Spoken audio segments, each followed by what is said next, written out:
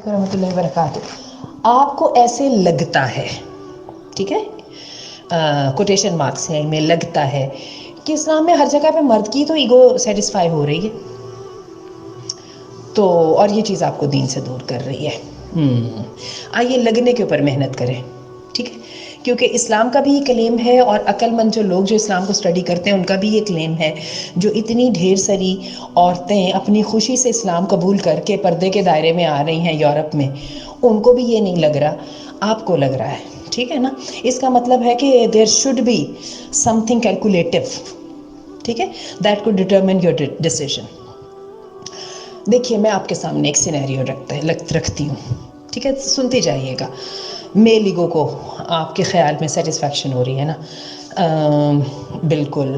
ایک عورت ہے، اس سے تو وہ شادی کرے گا، اس کو وہ پوری طرح یوز کرے گا، اس عورت کی کوئی اہمیت نہیں ہوگی، حیثیت نہیں ہوگی، وہ اس کے بچے پالے گی، اگر وہ دن کو رات کہے گا تو رات مانے گی، اور اگر وہ نہیں کرے گی تو وہ جائے گی کہاں پہ، اس عورت کی کیا حیثیت ہوگی وغیرہ. یہ وہ اس کو جب چاہے گا طلاق دے دے گا، 4 شادیاں کر لے گا. میں باتیں کرتی جا رہی ہوں نا، ہے نا. ہر جگہ پہ میل کی ایگو سیٹسفائی ہو رہی ہے. اس کے مقابل میں آپ کو ایک سینیریو پیش کرنے لگی ہوں، ٹھیک ہے. ایک بچہ ایک ماں باپ کے گھر میں پیدا ہوتا ہے. ہاں، اللہ تعالیٰ نے تو یہ ایک چھوٹی سی مخلوق انہیں دے دی ہے، جو دل چاہے اس کے اوپر ظلم کریں، جہاں پہ بٹھائیں گے بیٹھ جائے گا، جہاں پہ لٹائیں گے لیٹ جائے گا، جو کھلائیں گے کھا لے گا، جو کریئر بنانا چاہے گا اس کو بنانا پڑے گا، جہاں پہ والدین کی مرضی ہوگی شادی کریں گے، اور چاہے تو باپ اپنے کسی بزنس کو پروموٹ کرنے کے لیے کر دیں وغیرہ. جہاں پہ اس کی شادی کرنی ہوگی وہاں پہ اپنی مرضی چلائیں گے. چلتے چلیے.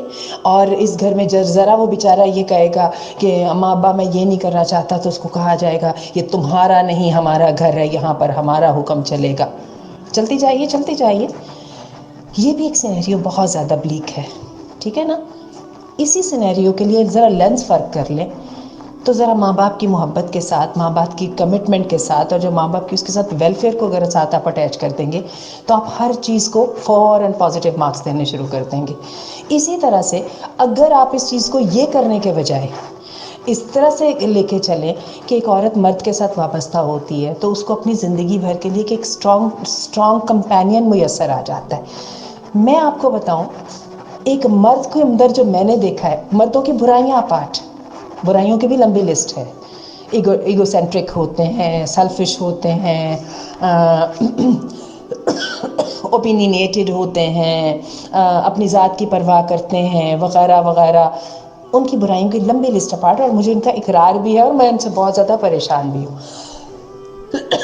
لیکن ان کی خوبیوں میں سے میں آپ کو ایک خوبی بتاؤں، ان کے دل اتنے بڑے ہوتے ہیں. اپنی بیوی کی ترقیوں سے مرد ہمیشہ خوش ہوتے ہیں، ٹھیک ہے. اپنی بیوی کو خوش دیکھ کے مرد جو ہے، مردوں کے لیے زندگی کی کام اچیومنٹس جو ہے وہ اپنی بیوی کو خوش دیکھنا ہوتی ہے. یہ میں آپ کو صحیح باتیں بتا رہی ہوں. جو کما کے لاتے ہیں اپنے کپڑوں کی کوئی پرواہ نہیں، بیوی بچے پہن لیں، ٹھیک ہے نا. تھوڑا سا اپنے ہم ویژن کو وائڈ کرتے جائیں. اور اس کے ساتھ پھر کیا ہے، بیوی بچوں کی پوری ذمہ داری لیتے ہیں، خود اپنی ذات کو جو آگے کر دیتے ہیں، بیوی بچے آگے کو آگے کرنے کے لیے کرتے چلے جائیے. ذرا یہاں پہ صرف لینس بدلنے کی دیر ہے نا. میرا یہ خیال ہے آپ اپنے لینس کے اوپر ذرا توجہ کیجیے، تھوڑے سے دوسرے پرسپیکٹیو سے دیکھنے کی کوشش کریں. آپ حیران ہو جائیں گی. ایک عورت اپنی سیکریفائسز کا نا رونا لمبا گانا الاپتی رہتی ہے. مرد کے سیکریفائسز دیکھیں فیملی میکنگ کے اندر کتنی زیادہ سیکریفائسنگ ہوتی ہیں. یہ آسان تو نہیں ہے اپنی ذات کو ریسٹرکٹ کر لینا، جو کمانا کبھی بہنوں کو دے دینا، کبھی ماں کو پکڑا دینا، کبھی جو ہے بیوی کو دے دینا. آپ کو میں بتاؤں، اس دن میں کسی کی سن رہی تھی، اس نے کہا کہ دنیا میں عورت کو بھی پیار کیا جا سکتا ہے اس کے حسن کی وجہ سے، بچوں کو بھی، پھول کو بھی. مرد بیچارے کے ساتھ سب سے پہلی بات یہ ہوتی ہے کماتا کتنا ہے بھائی.